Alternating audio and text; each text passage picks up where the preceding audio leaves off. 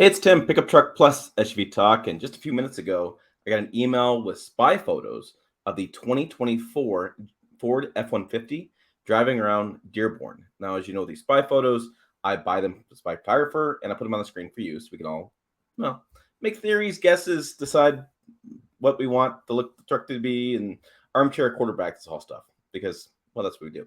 So let's go through these photos. I don't have very many of them, but we'll talk about what we expect to see in the 2024 Ford F-150. So first, I got to do my little background image because I have to put my logo on per the agreement with the spy photographer. So looking at these photos, we'll go.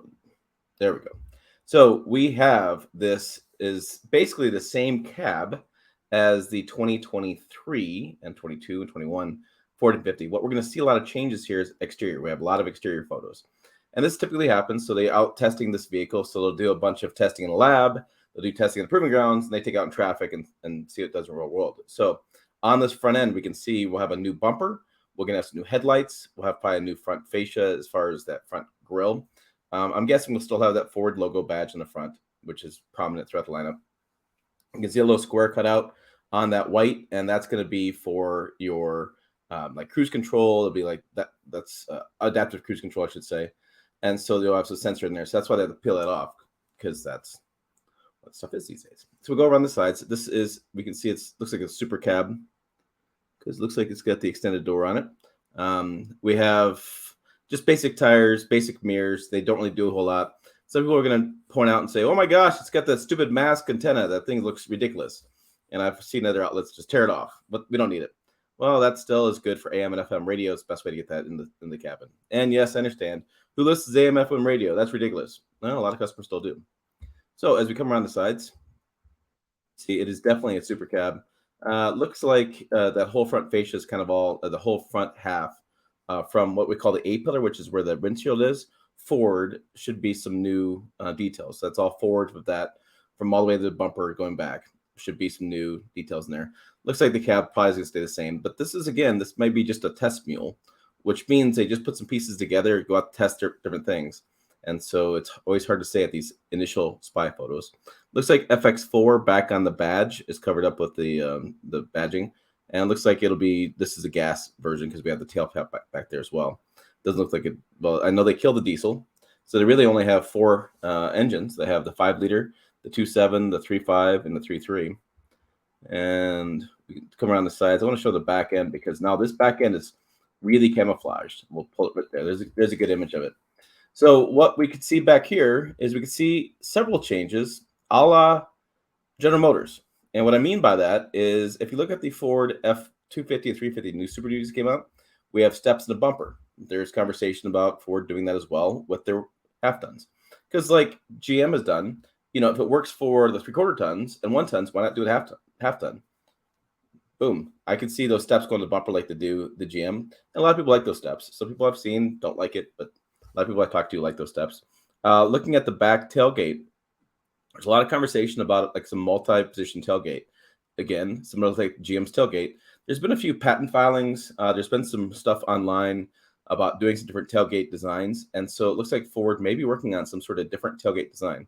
As you know, for years, the other tailgate comes down. You have the step built into it. You pop the step up. You have a little wand that pops up. And it works. It's just, it's a little more cumbersome than needed to be for just, you know, hopping in the bed real fast. And so I can see something changing back there. It's be interesting to see what they do. It used to be automakers didn't copy anybody else. They always did their own thing. But as time has gone on, we're seeing more and more automakers starting to copy. If it's a good idea, you know, why not just use it? So I would think that's going to be a good idea all along. Now, we don't have any photos of the inside of the cabin. So no photos there. What we expect to see is you can still have the big screen. There'd be a question whether to do the Mach-E and Lightning screen, where it's vertical versus the current screen, which is horizontal. I like the horizontal screen myself. I mean, I had the Power Boost a couple years ago. I've driven a lot of Ford vehicles. I like that. I like the horizontal screen myself. The bigger screen is just, it's a lot to take in. I think it's kind of distracting for the driver as well. So we'll see if they're going to go horizontal or vertical. Again, a lot of brands are going throughout the lineup the same. That way they cut costs. You can have economics of scale if you do the same design through other vehicles. So Could be some interesting back and forth on that. Now, there still is a column shifter and a console shifter currently. Some of the lower trim levels will have a column shifter, like my Ford Power Boost XLT had the column shifter. A lot of people are going console shifter though, just because it frees up that room around the steering wheel. You actually get better ventilation. You're not worried about the stick in there and that kind of stuff. People do still like the console shifter, especially for, and not so much in this case, but in heavy duties. You do a lot of plowing, a lot of towing, and people do like that column shifter to be able to control that gear a little bit better. Now, Ford does have the console shifter that folds flat. You have the flat folding work surface. We've seen it in Lightning. We've seen it in the Platinum and the higher trim levels. So, you're not really losing that much space when you go and do that. You're actually adding more space. Now you have this flat surface to work on. And I've heard from customers actually do this. Jill interviewed somebody who had the Ford F-150 Lightning in California, and she uses that all the time. But you do give up some cup holders when you do have the console shifter, not the column shifter. Got to keep this thing straight. I don't see Ford doing a turn dial like Ram does. I don't see that changing. I don't see much changes in the powertrain either. I mean, frankly, at this point, most automakers are telling me that they're kind of done with ICE development. So internal combustion engine development, they kind of maxed out what they can do with that. So they don't really do a lot else. We know with the 5-liter V8, they did do center deactivation. They have, which is the same as everybody else is doing. The 2.7 and the 3.5, they have all the latest, bells and whistles and turbos and all kinds of stuff going on. So I don't see a lot going on with that. They're all mated to 10-speed transmissions. The 3.3 is still a V6. It's still a work truck engine. Maybe we'll see some changes there. They got rid of the diesel because the diesel was an odd fit for them because the EcoBoost had the same kind of performance as diesel did. It didn't really fit for them. It didn't seem like it was a big seller, so I don't see them going that route either.